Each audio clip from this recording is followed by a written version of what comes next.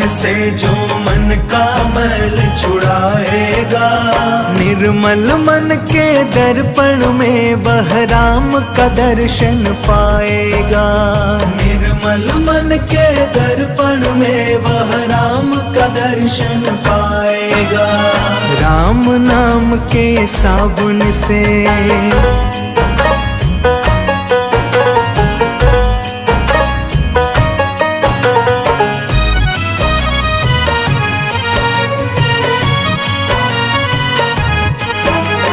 झूठ कपट निंदा को त्यागो, हर प्राणी से प्यार करो।